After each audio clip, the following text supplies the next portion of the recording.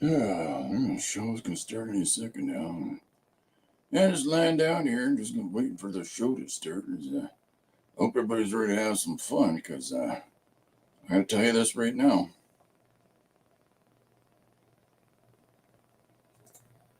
The show's gonna kick it, ladies and gentlemen.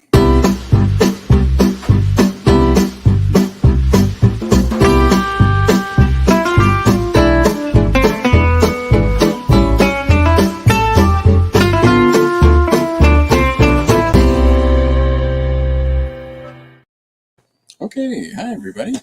Corbin and I are just sitting here in Studio and getting ourselves together. We've had a busy morning, and I don't know. It's a good day. He keeps talking about it's going to kick it all the time, but I don't know what that means. But you know. Okay, so yesterday's page is up on the screen. It is a suggestion from Elizabeth, and the suggestion was, everyone wears hats, and the hats talk and plot. Global domination, that's what they're talking and plotting about. There's got to be a song about that someplace. Let's go stick this back in the book, and the stack of things that are already done. So, okay, yeah, this one was a lot of fun. I did it yesterday. I started it anyways in camera. We got a good chunk of the way in, and just spent another hour or so last night, and finished it off, and it was a lot of fun. You got a lot of stuff done today. I got an exciting thing to show you.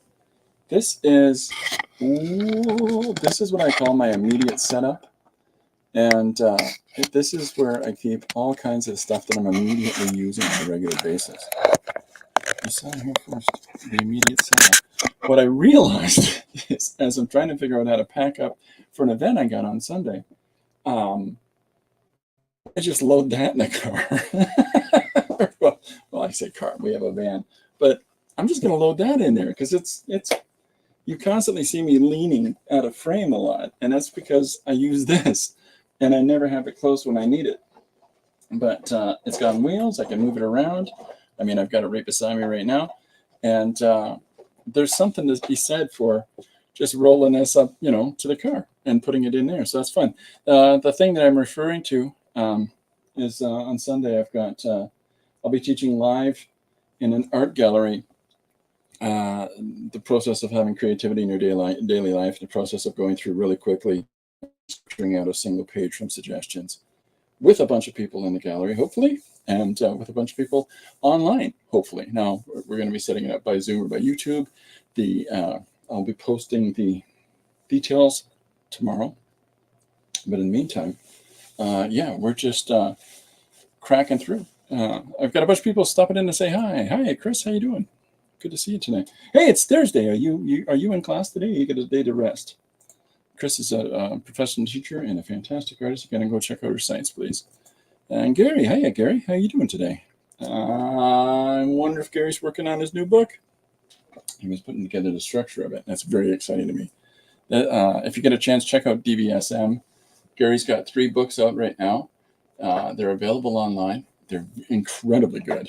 And I'm a big proponent of supporting and encouraging these books. There's a ton of work in getting something like that done, and to get it done at the quality he's got it is impressive.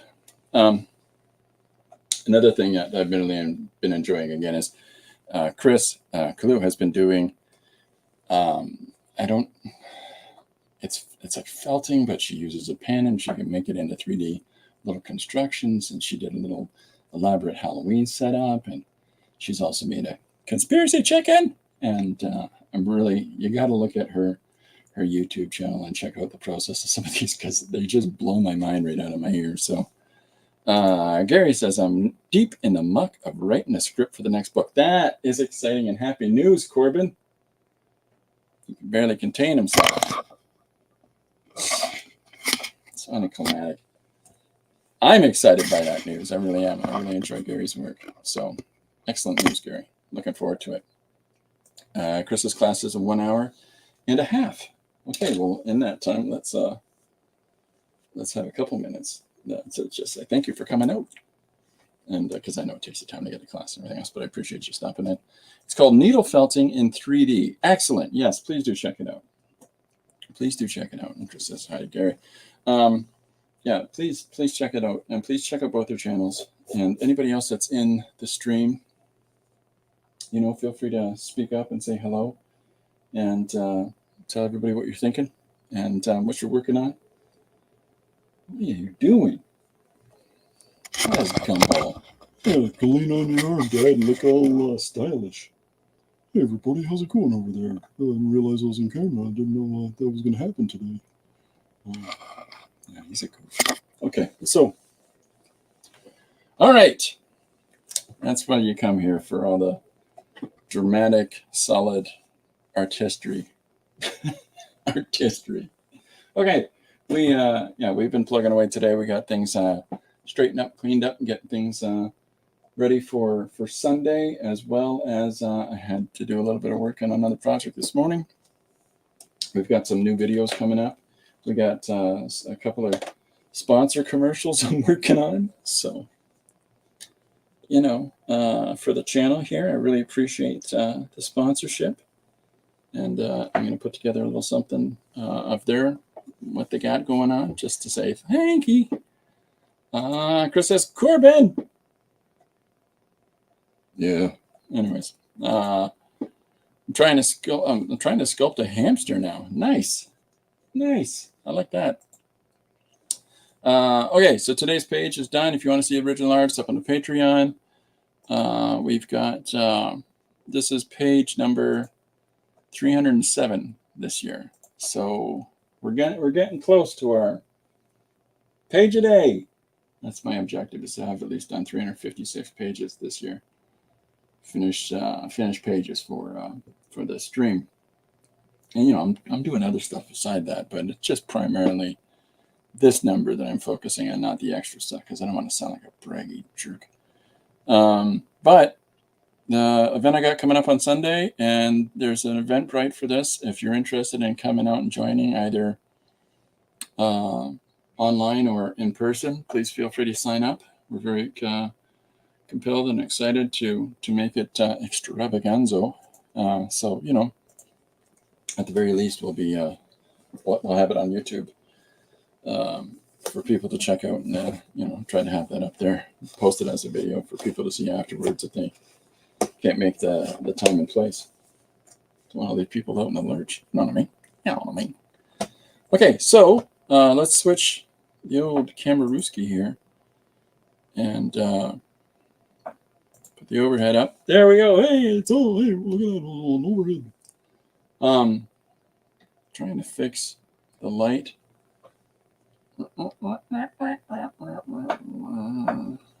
It did nothing. Okay, well, we tried. Yeah, all right. Well, we're trying to get things sorted up. At least we got everything nicely focused and stuff today. I haven't picked a suggestion out of the book. Gary, I did one for you a couple days ago. It was, what was it? It was the really long. It was a really long. I have to look at it. Boy, oh boy. When my looks go, I'm in trouble. It's National Hitchhiker Law. That's yesterday. The day before that was for Gary. It was everyone is complimenting someone's costume, but they're actually in their normal clothes and getting increasingly confused and angry. So that was done 2 days ago. So thanks for that suggestion, Gary. Let's see what we got to work from today. I got the book out. So things to also note: on the 20th of November, Chris is going to be joining us. Chris Kalu, who's in the stream here today, she'll be joining us on the stream, and I'm looking forward to that. And then the next day is my son Josh's birthday. I'm very excited about that. He's going to turn 45. He's not really 45, Corbin. I don't know if Corbin ever believes anything I say. So, yeah, so we're excited. We've got all kinds of things happening this month. There's a few other things I got to announce, but I don't want to quite do it yet. But Busy, busy month. I'm looking for...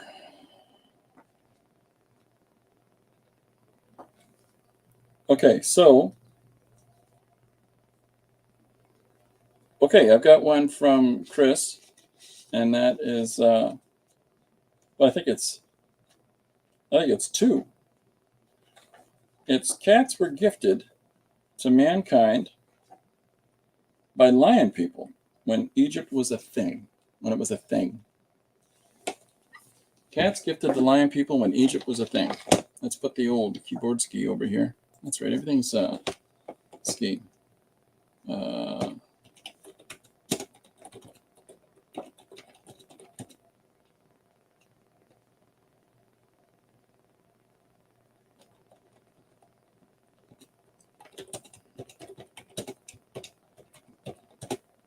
Oh yeah, there's two suggestions. I wanted to incorporate this in there too. 8 foot. I think my favorite part of this suggestion is when Egypt was a thing. It's a long one to type, folks.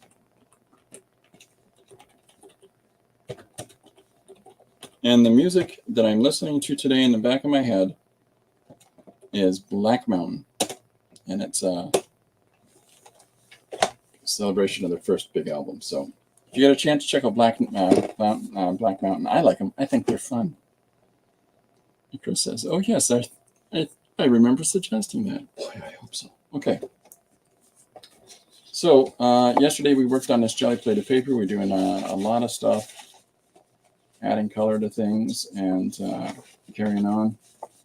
I think I'm just going to do some straight up penciling today. But I've got this big stack, just I don't know, just to show you. I'll put this up on the screen for a sec. There you go. And just to show you, this is a stack of, let me get this out of the road. This is a stack of papers that I'm bringing to on Sunday to show people different kinds of this. So these are all just different cardstocks, different colored cardstocks. And then I get into some Smack and Dragon basis for examples. Then I get into some different types of like Stonehenge paper or really fine drawing art paper. And then we get into some painted surfaces, whether it's roll-offs, I think they're called, is when you're, or brayer-offs, I'm sorry, when you're doing jelly plating and you try to clean off the brayer that you're using to spread the acrylic for the plate. Well, this is called a brayer-off, and I got to tell you, I like drawing on these. So I keep these in order to utilize them. And then again, here are some different kinds of paper stocks and graph paper and stained paper pages that have prints on them, and then acrylic cardstocks that have been painted with various marks, materials.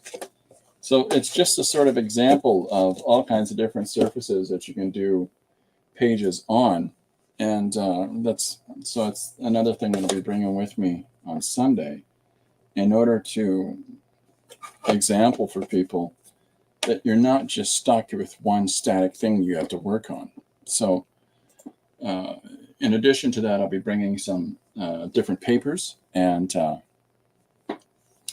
other little modulations, Post-its and things like that, that you can adhere to a surface before working on it. And I think the toughest part I'm going to have of doing the class on Sunday is not having this guy here to harass me the entire time.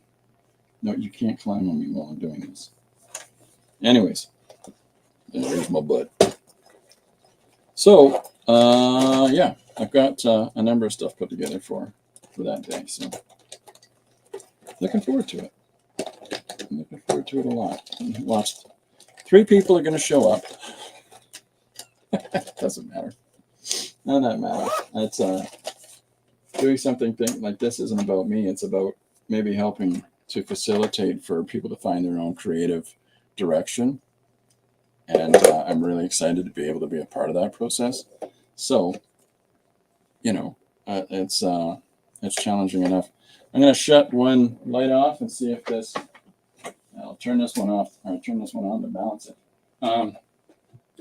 Just going to shut this overhead off and see if that takes the tone off of, I think that might have brightened it up a little bit. Yeah, I think that stabilized our light there a little bit better. There's a burn mark in my camera. At this point, we're saving up for a new camera. So, right.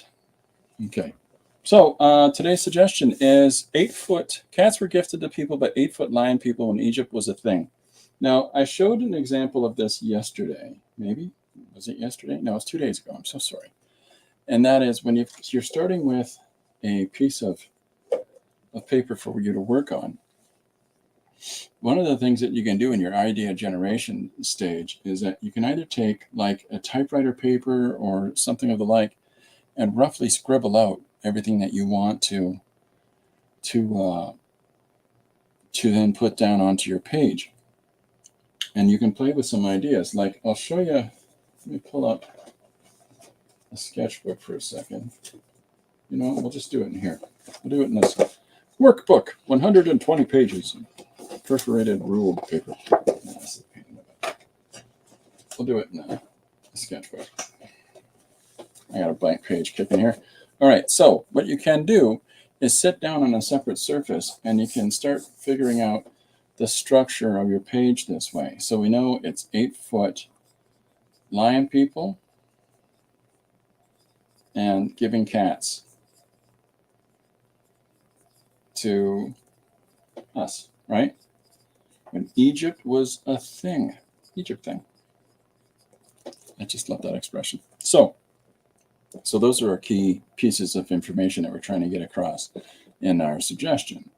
8-foot lion people giving cats to us as a gift, you know, when Egypt was a thing. So with that in mind, we can either sit down here and start trying to define what our lion people look like, or we can sit down here and we can start to try to figure out, you know, Egyptian bits of business or something like that. I think that rather than focus on, sorry, Corbin, rather than focusing too much on worrying about all the specifics of it, let's just start figuring out our direction on the page. We know we've got 8 feet lion people. We know they're giving cats to us. We know it's during Egypt's time period. So we can either identify one of two things, that these 8-foot alien science, you know, from cat people are coming down in a spaceship, or we can have us focus on presenting this in the context of Egypt, or, you know, we can just get right down to it with, here are giant lion people handing, you know, cats along to the regular sized human.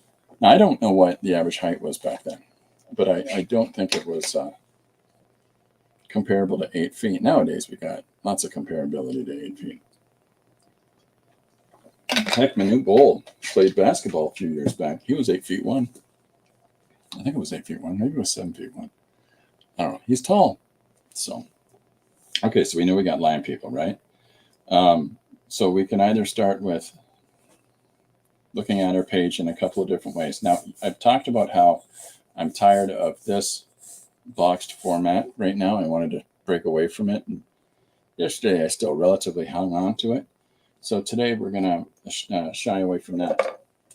So I'm going to get a couple different colors of pens for you guys that likes the color. All right, so here's our page. There's our movement that we need for the eye, okay? So if we started off right here by having a giant lion guy, and he's handing on a cat, and here's an Egyptian person in receipt of it with some others. Now, there's a couple of different ways we can play this. We can try to somehow emulate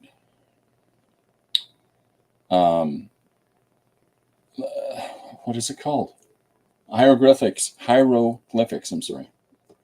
Glyphics? Yeah. Anyways, like I have a copy of a Book of the Dead, and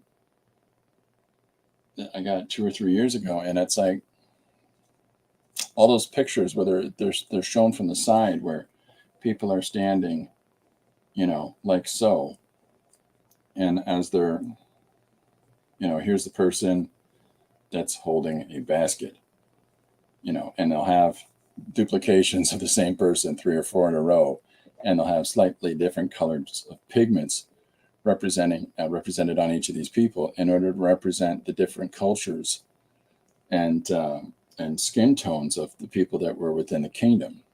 So there's can be things like that we can try to figure out how to implement some of those design elements into our composition. That could connect it to Egypt rather than just right off the hop drawing pyramids, right? Or we can have everybody specifically in Egyptian garb, and whatever it is, it's there's a whole bunch of avenues that it affords. This is my point. I think I like the idea of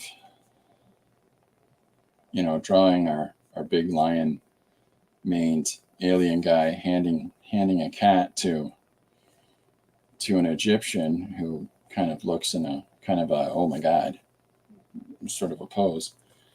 And then we can cut immediately to a shot of zooming in on the cat. Like one option is, as he's being held by the guy's hands, doing a typical lazy cat dragging his body down. But we can have that close-up shot of that, and here's the cat, or we can just immediately jump into the moment that the cat is handed to him, the cat starts scratching him. Like there's just so many opportunities. I think the lion people were considered gods due to their height. Maybe the pharaohs got the gift of the cats. Oh yeah, it's definitely a pharaoh. I'm gonna have scratched up. I wouldn't want to scratch them at the normal people. They're busy building pyramids. But yeah, no, there's all kinds of representations in different cultures of gods as always being taller than everybody else. A sci-fi book that I've been working on. I can't say too much about it, but because I'm told don't. But a project that I'm working on, the bad guys are much taller than we are, and are based on representations culturally from the past, where representations of these people showcase them as being gigantic by comparison to us. I think that gives away too much. It's not Egyptian. Anyways, so it doesn't cross over. One day a cat escaped from the palace. That's how cats got to people. Is that right? That or early cats could just self-replicate. Run free, my children. Okay, so we've got an idea. So we've got cat god to Pharaoh. Well, my take on this was, and bear with me for a second, the reason that I went this route is that I was thinking of doing like a Moses in the reeds. I know it's a sort of sideways thought, but the idea that the Pharaoh's wife has adopted this cat from space to be as one of their own, and it could become a whole thing about, nah, I don't, and maybe that's too political right now. Yeah, let's not do that. Let's do, it's a hot button topic at the moment, but it's fun to just try different things. We've got names taken. Welcome aboard, names taken. What if it was the Sphinx being given, they didn't know what to do with it, so they left it in Giza? That's fun too, because the Sphinx being a representation of a lion. Yeah, so let's do that. That's a fun idea. Names taken. Names taken. That's great. That's a great name. Welcome aboard. So yeah, we can have the cat being handed over, and they build the Sphinx in order to be a big representation of the cat, which we know later is going to be recarved in Ramses' face. But in the interim, we can have it be. There is a belief that the earliest representation the earliest carving of the Sphinx was a cat head, right? I don't know if it's true, but there's a belief. So that we can have, people standing before the Sphinx, and then we'll have a little cat sitting in front of it, and and then we can have a cat licking his paw, and ambivalence. But in the background of the Sphinx shot, we'll have one of these. So what I'm thinking here is, of course, is this is what I'm representing here, is that as they're worshiping in front of the Sphinx statue, which is a lot of fun, by the way, the UFO full of the cat people takes off into space. So here's a little cat being worshipped by the Egyptians now. They're just worshiping everything. Let's just put it that way. One of the earliest representations of representational statues that we know of in the Egyptian plateau, they believe it's upwards of something like 2,000, 3,000 years before everything else, and it's a cow. So just it's fun to me to think that one of the earliest carved things that people stood in front of was a cow.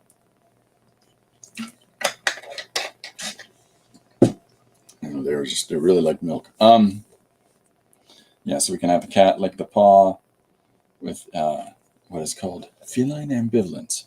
Let me show you an example of that. Right there. That's feline ambivalence. So,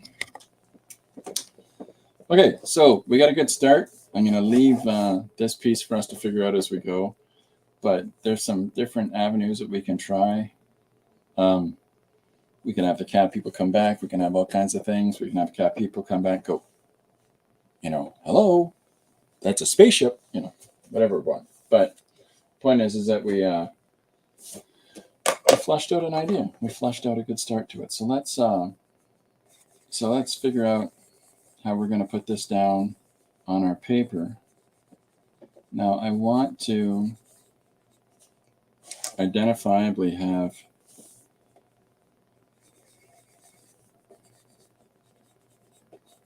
our cat god handing on the little feline, and I'll have him standing, legs open. There's a lot of fun cat examples in different projects, and I always kind of like the idea in these different projects, and I'm talking about sequential pieces like there's Claw from Magnetic Press. There's Tigor from the Omega Men from DC Comics. There's Black Sad. Black Sad's an incredible book about an anthropomorphic Black Panther who's a private detective in a world where everybody's represented as animals. And if you like crime noir, I highly recommend you. And you like sort of animated films, check out Black Sad. It's not for you to read with the kids, because it's very Chandler-esque, right? Okay, so we'll have his hair kicking down, his big old mane. And then, of course, on either side of him, we'll have some of his pride. But I like the idea of his pride being, the warrior caste, right? Because if you think about a pride of lions, it's the females that do the hunting. So I have his female bodyguards or his consorts or whatever you want to read it as. Just making sure I'm not missing stuff. Is there anything anybody's working on they want to tell anybody else about? Feel free to do so. I like to leave that little space open to people here. There's no part of me that's, hey, everybody, me. No, if you've got stuff that you want to talk about that you're doing, you feel free to have a minute to say, hey, I'm making sculptures of bad dentistry. Or if you're working on a new book or whatever it is. Gary's Hodges, who's here, is finalizing mucking. What is it? Mucking. I am deep in the muck of writing the script for the next book, which is really exciting. Book 4 in his projects. Okay, so here's rough structure for people. Now, I'm not drawing them with fine lines because I'm just going to get into that with the inking. And then we've got next is our Pharaoh's retinue that's going to receive the cat. So we're looking at them. Now, normally I just draw, but you know, from start at a point in the face and just work from there.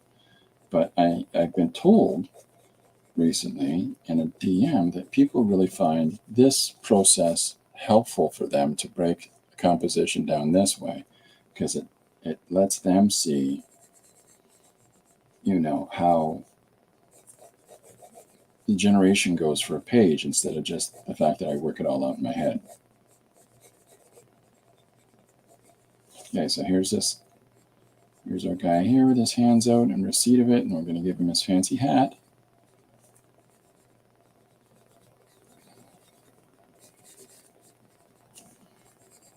And of course, I'll have his cloth underoos.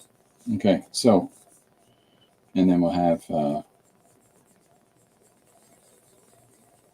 some of his retinue behind him.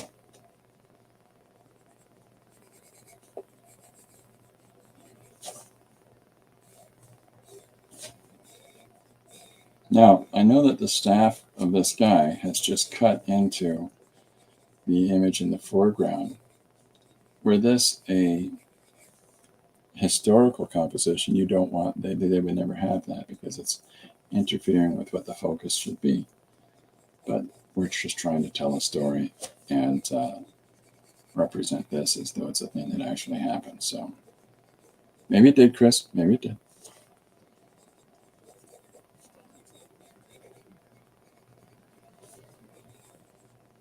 So here's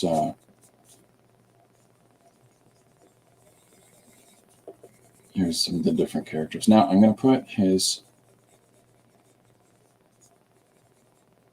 bride, his female consort, here.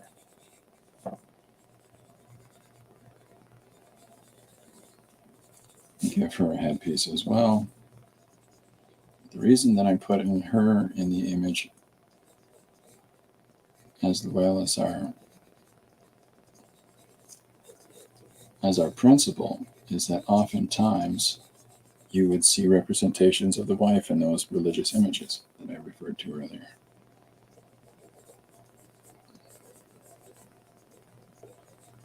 Okay, so give her crazy dress, and then we'll put on the opposite side of her another guard who's also holding a big giant stick. Spear. It's a spear.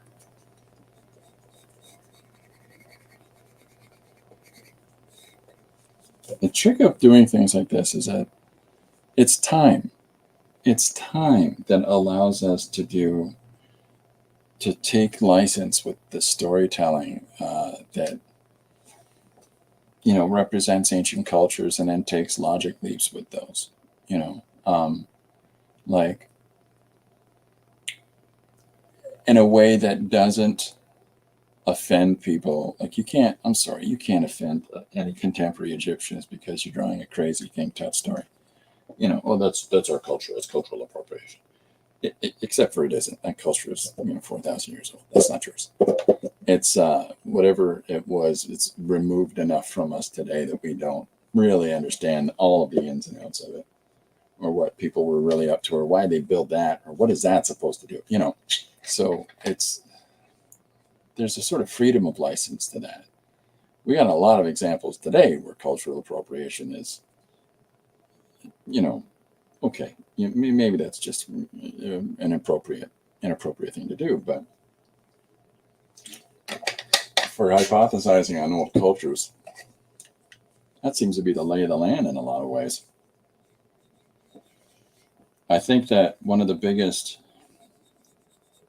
examples where they're pushing things is those things like Ancient Aliens, where, you know, it takes all of these significant achievements by early human cultures to say, but what if they had help? Okay. From where? What if there were aliens? Okay. You know, as soon as the hypothesis that everything isn't related to it, human achievement entirely is related to alien visitation and the knowledge being handed on, just sort of diminishes everything we do, right? So we're not talking about that. We're just talking about having some fun a little bit here. He says, got to go to work. See you around. Okay, see you around, Chris. Thanks very much. Have a great day. Have a great class. All right. Next panel is so I think that I'm going to put two panels in one here. I think that as I think what I'll do is that I'll have this plate structure that's being passed on, and then we'll have, you know, big lion fingers, big old lion fingers here, handing it over. And the Pharaoh's hands open to receive it. Good luck, Pharaoh. So it's sort of a close-up of what this image might be, right? In the center of this. And so this is why we're sort of roughing it out in advance. Fun fact, in antiquity, they had the same amount of knowledge of the pyramids relatively to us in 1800 as us in 1800 when we rediscovered them. Oh, yeah. The site was a tourist trap even back then. Yeah. Because they're too old to know what was going on. You know, arguably, there's a great deal of things in Egypt that have been found that they know have been revitalized by pharaohs. Like these things have been, you know, they're much older things that have been fixed up. And who knows if they even know what they were. Oh, it's a pretty good stone thing. Let's just build something new. You know, and who helped them build this? Yeah.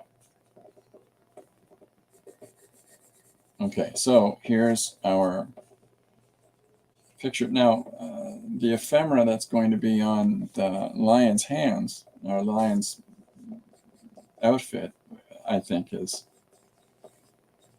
you know, easily to be, you know, easy that we should represent Egyptian styles and of dress and things that we've seen on the hieroglyphics. So,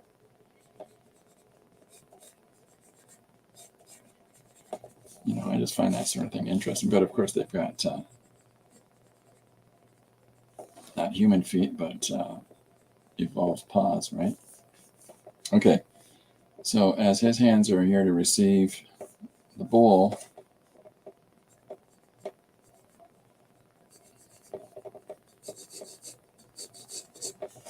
and then he's here passing on the bowl. So we've got to put, I mean, I think we can have the cat here, and it's licking its paw.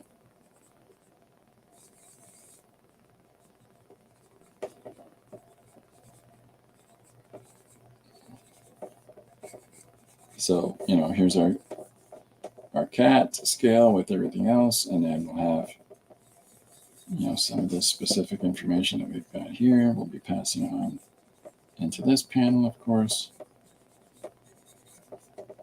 But the focus of this panel is the cat. So even when continuing the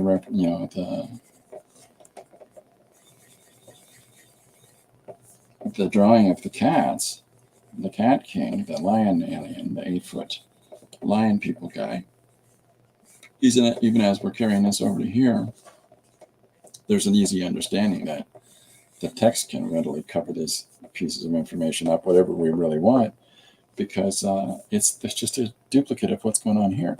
So that sort of liberates us to where we place our balloon lines here. And I like that. I like that kind of thing.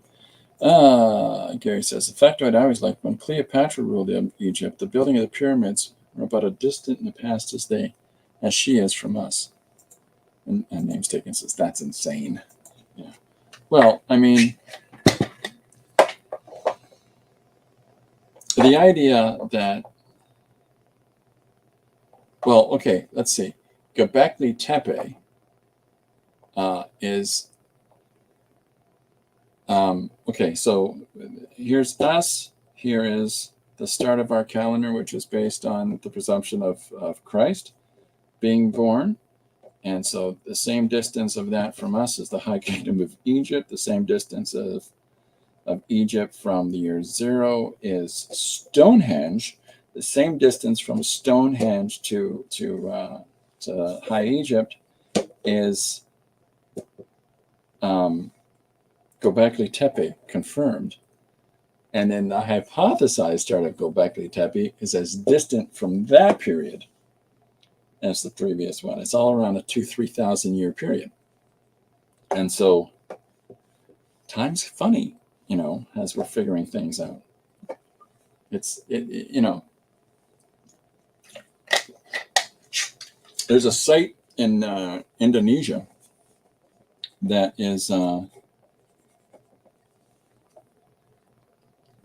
is believed to be about 12 to 20,000 years old.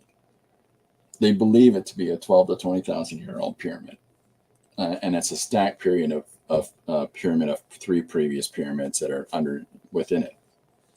And now it's going to take a long time before that's truly affirmed and accredited as being anywhere near realistic a time to that it's actually that old. Of course, all the people that are related to government funding say it's that old because, of course, the government wants to say it's that old because the government wants the tourism dollars. But,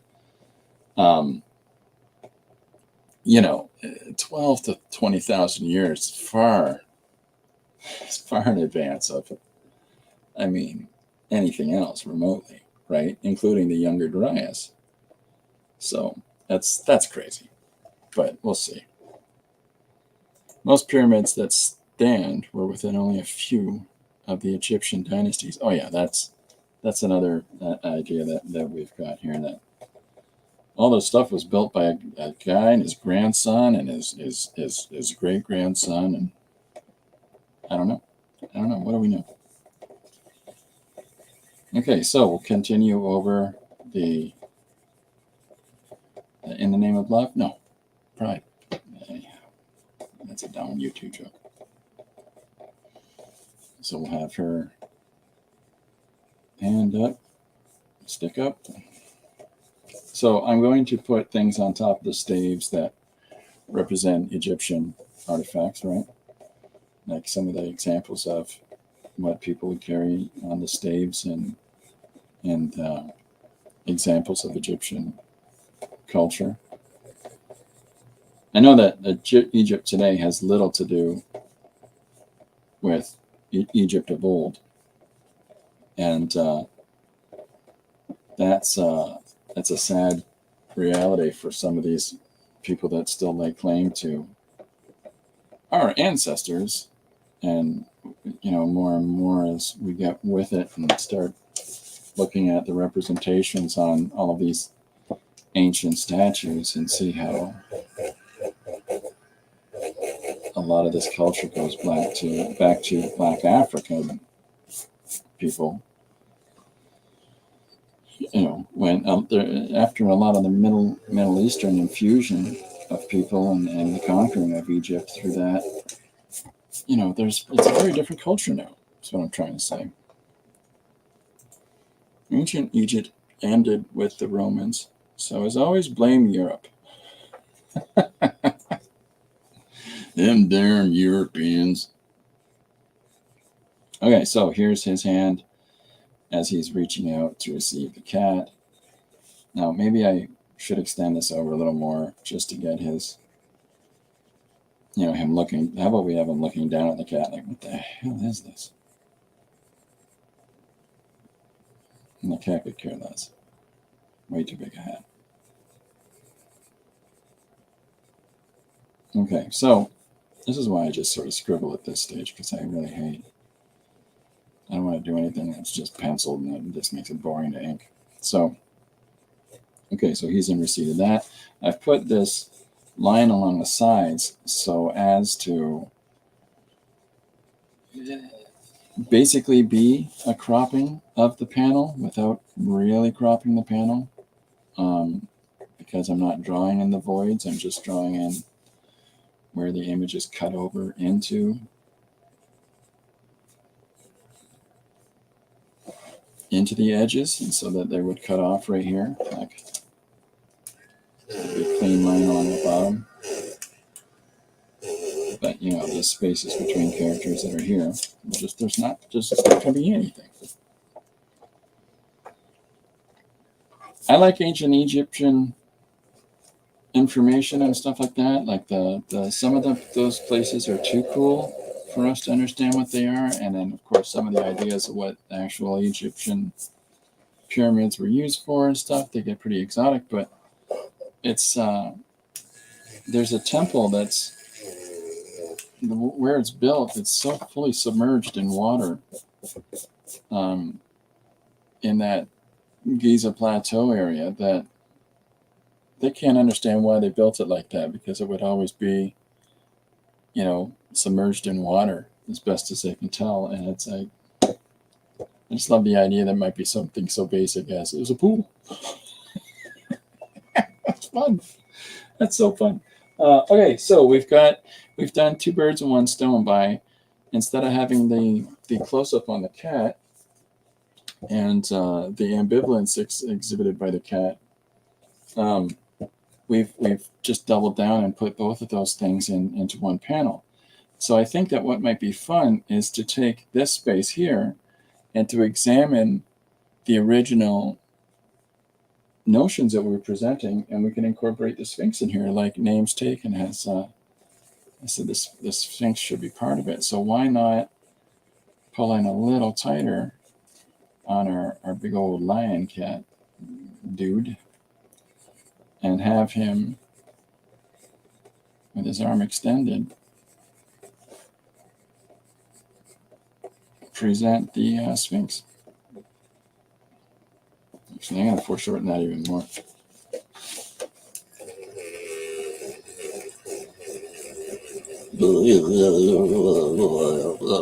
There we go.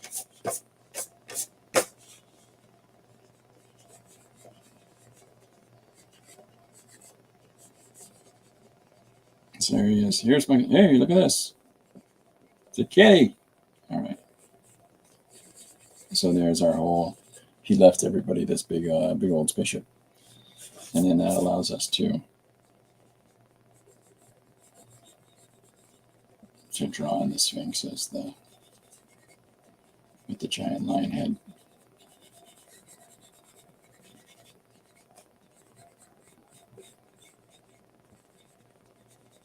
I like the idea if the Sphinx is older than because of all the repairs that you see that have been done in antiquity, and the water erosion that is on the enclosure around it, on all the walls, that the Sphinx is far older than anything around it. I think that you know, presentation to the world and to our understanding of history, I think that's kind of crackerjack.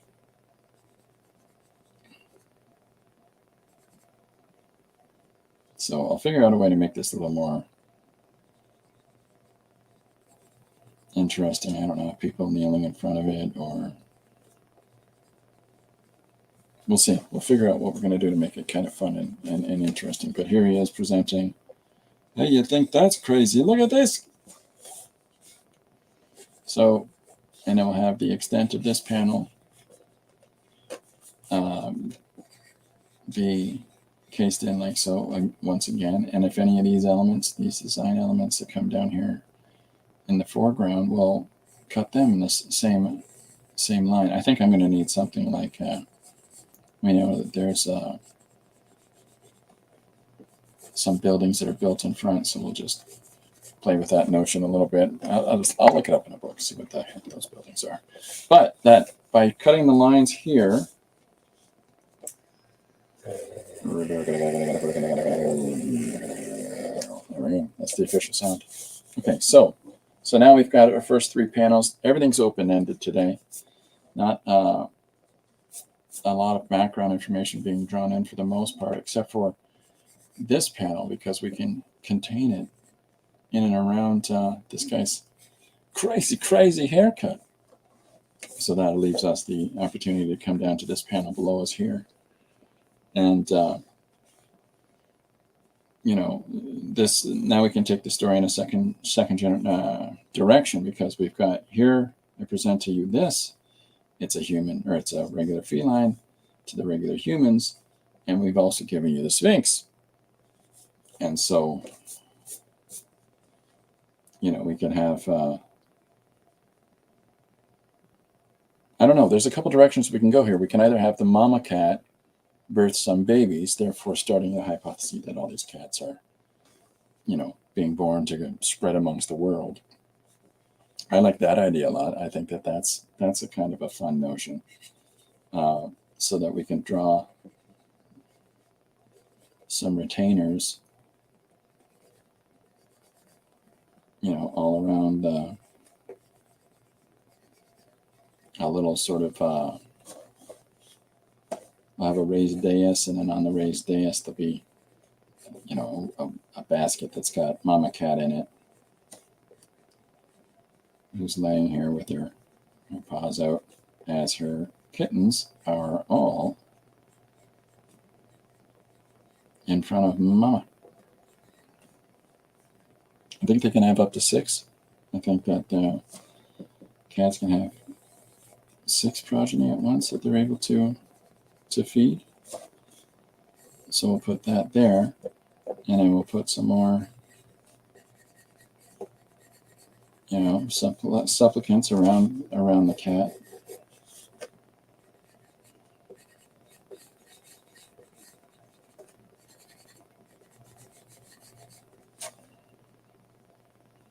Just to make it interesting, right? But we can have,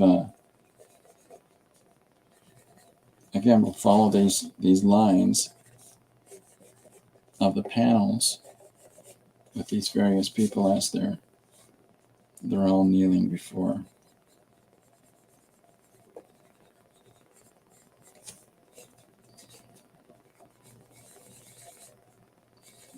the cat.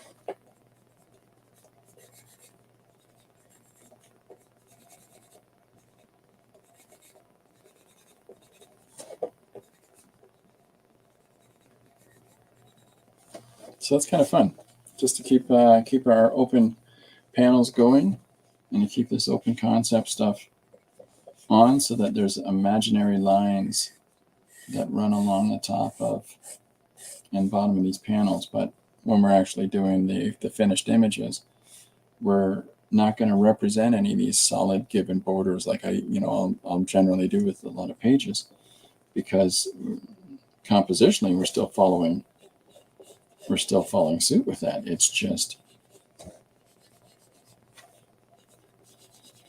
you know, we're doing it in such a fashion as to really make the entire thing as open concept as the main floor of my house.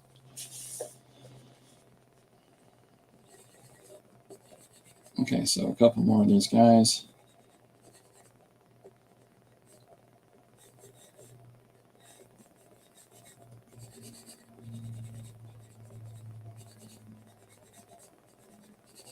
There we go.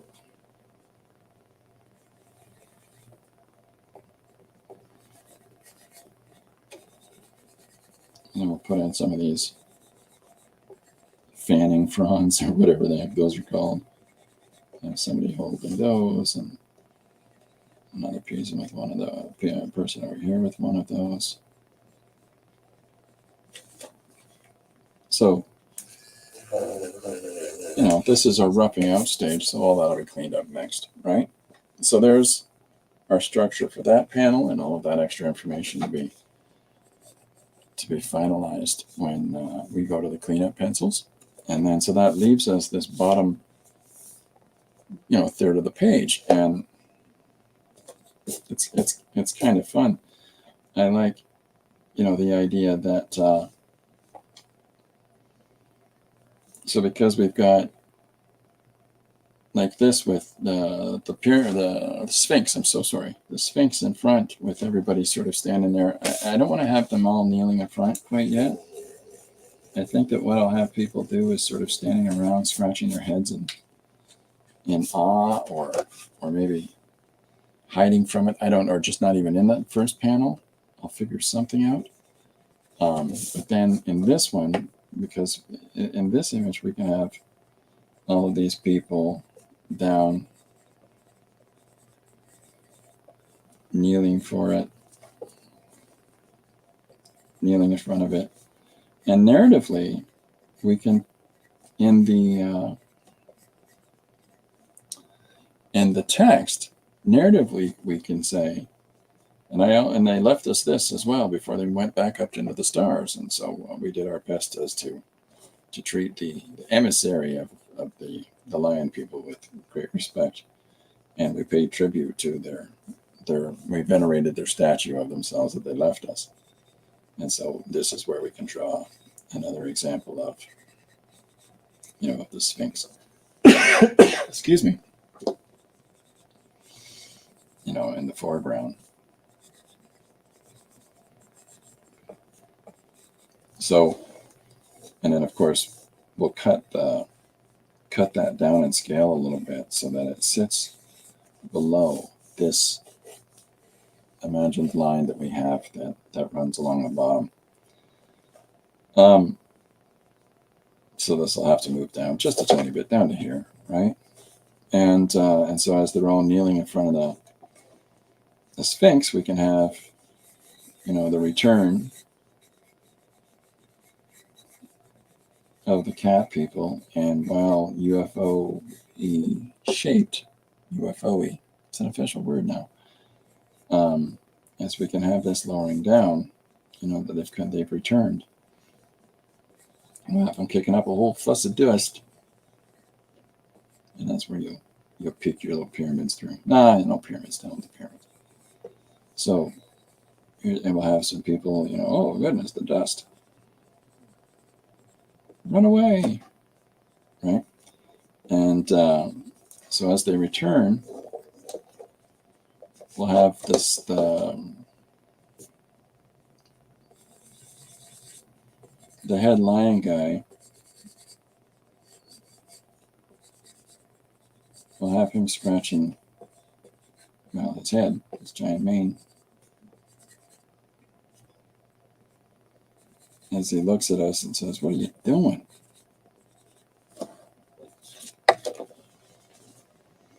And so they'll just take their spaceship with them. I don't know. We'll figure that out. We'll figure out the big punchline. But he's basically going to tell them the error of their ways. I don't want to spill the whole beans before I even finish the page. It's anticlimactic. And they'll have the Pharaoh. Look at all the things we've done. Look at all this stuff. And I'll be looking at like, what am I looking at? Look at all this, right? And then we'll come up with our resolution, our final part. That's kind of fun to lay out a page in that sort of quick sort of structuring, right? But let's, whoops, I'm knocking everything all over the place here. Let's get the old sharpener out and tighten up some of our lines here now. Start drawing in some of our characters for us to be able to ink those. So I'm going to do a little tighter pencils on this rather than just go to straight ink for people. And we'll just see how far we can get in half an hour. I think you are dead, sharpener.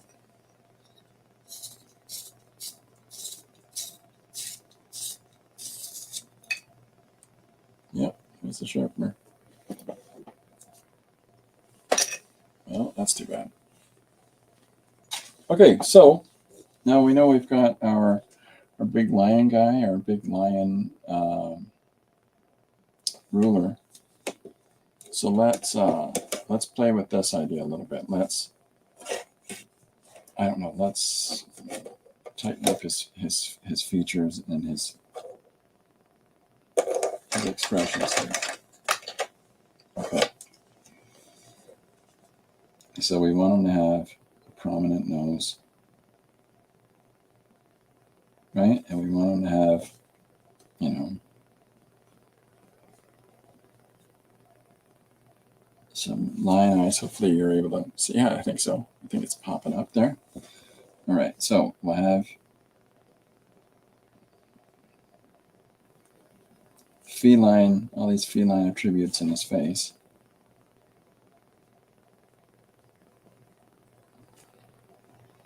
And I'll just jump right in and ink this in 2 seconds just so you can see specifically what I'm aiming at here.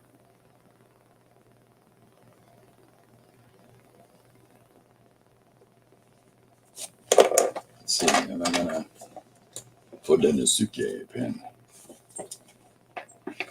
And a good one.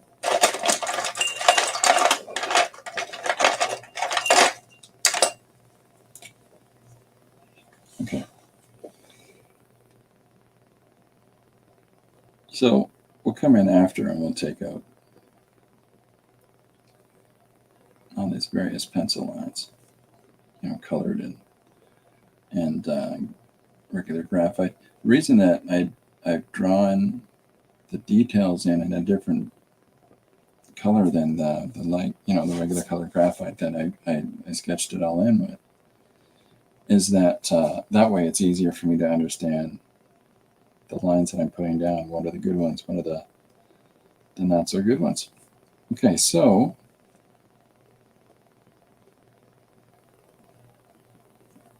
here's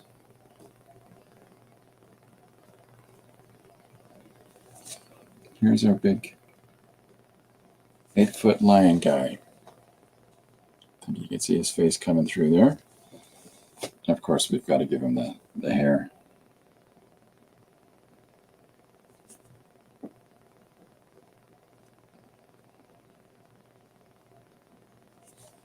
It's just, you know, it's kind of fun to basically draw just like a lion head on a human being.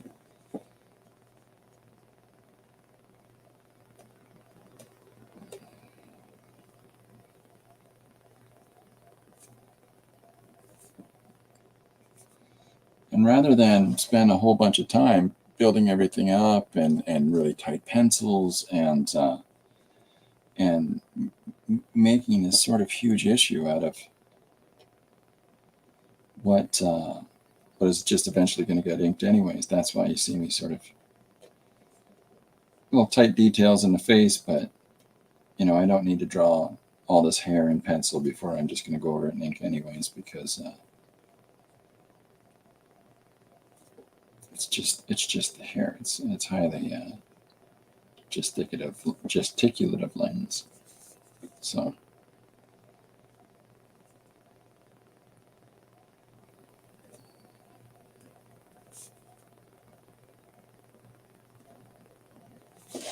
all right, so there's his face, and then we've got to do, you know, his lady protectors. You know, where do we want to do? Continue on with his other expressions, because we could just as easily do that right now too. You know, I'm pretty easy either way. Let's do the lionesses. Let's do the lioness. Now what I've done is I've just done what I typically do, is that I pull up a whole bunch of little images of just like this, and then I'll pick out one of those. Whoops. I'll just pick out one of these faces, and I don't want to blow it up. I don't want to do anything like that, because when the imagery that I use as a source gets too specific and it's blown up and I'm worried about all those details, I'm not focusing on what I should be doing in that storytelling.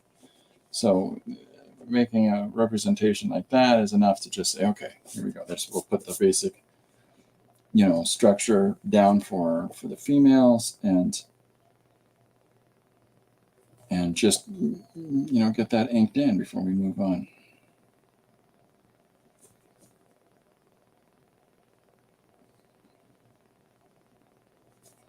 And I haven't gone down with the bodies and stuff yet, because they're pretty human bodies, like they're very similar to us as a humanoid species. It's just with more hair and claws.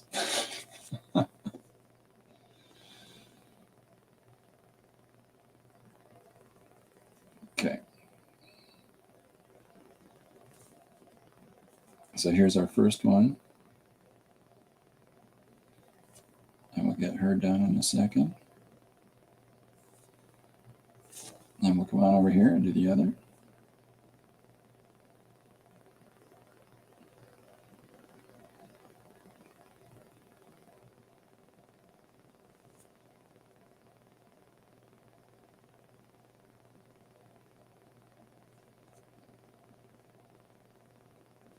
And I'm just picking a couple of key little features out of a lioness's face and using that as the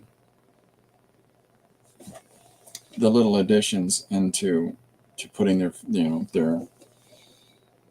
into these lioness god types, because so much of it's just going to be a humanoid character in the first place. In order to attribute them to looking or to being lion people from space, I just want to have enough recognizable features in the face for you to go, those are lion people. And of course, one of those things would be where the ears are placed on the top of their head as opposed to the sides. So it's kind of like drawing a regular old lion face, except for we're squishing its perspective to be the same rough shape as a human head, but with lion features. This is a funny thing about when you see these different movies or stories about cat people, and about how somebody's cat becomes a person and starts talking to them, and it's just got these quirky little habits and stuff like that. The idea of cats evolved like humans is, if they still carry on many of the tendencies that cats have, those are going to be scary creatures. So I don't know about that one.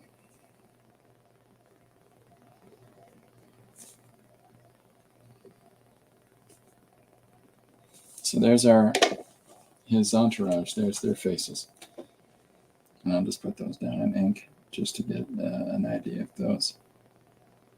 Appreciate people coming out today. I do try to keep, to try to do the streams at an hour and a half. I'm going to see my email thing has gone off a couple of times while we're working, so I think I might wrap up a few minutes early today, and apologize for that, but it's just one of those days, and that's why I've been a little distracted this time. So something's up. I got to figure out what's going on.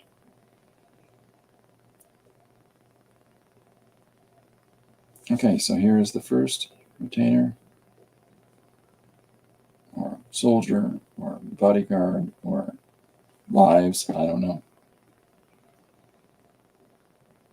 And here's the second. The one's face is more broad than the others. No differentiation there.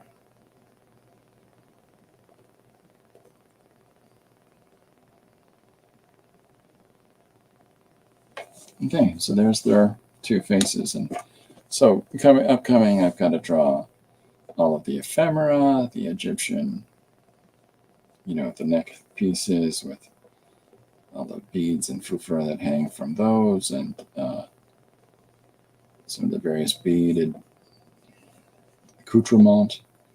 I don't know, maybe some sort of shoulder padding, and then we get into the actual arms and legs and everything else like that. So it's we got a good start.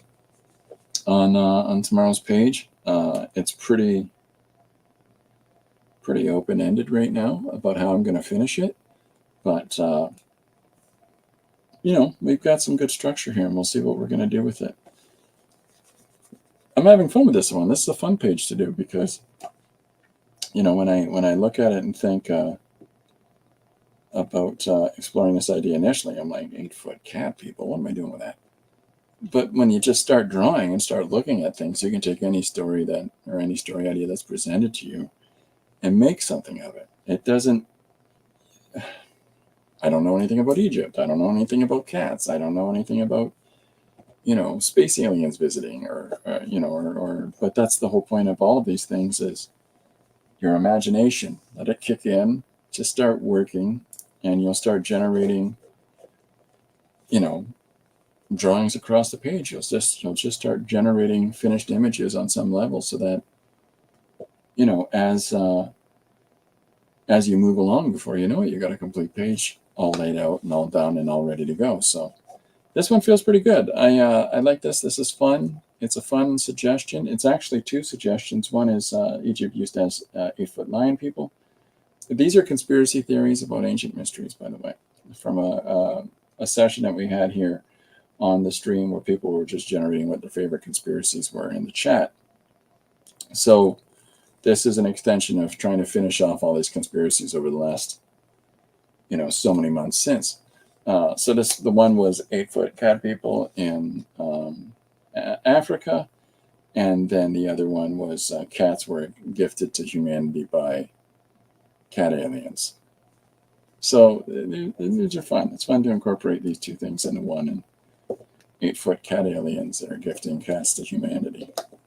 It's silly fun. And then, of course, I appreciate that Names Taken has suggested the idea of making sure to incorporate the Sphinx in some level here. And then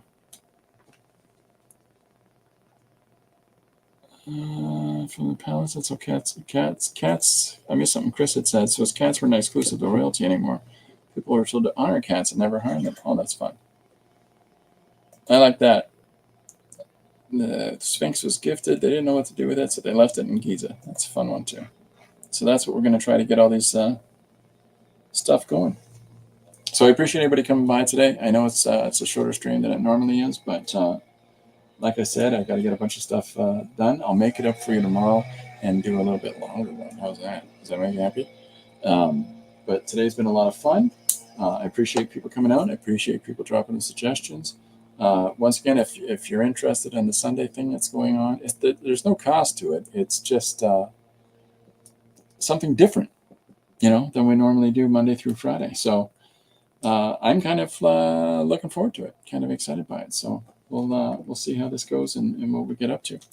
In the meantime, I'm going to get back to work and on some of these things that, are the things I have to do things instead of the things that we're really having free-form creativity doing.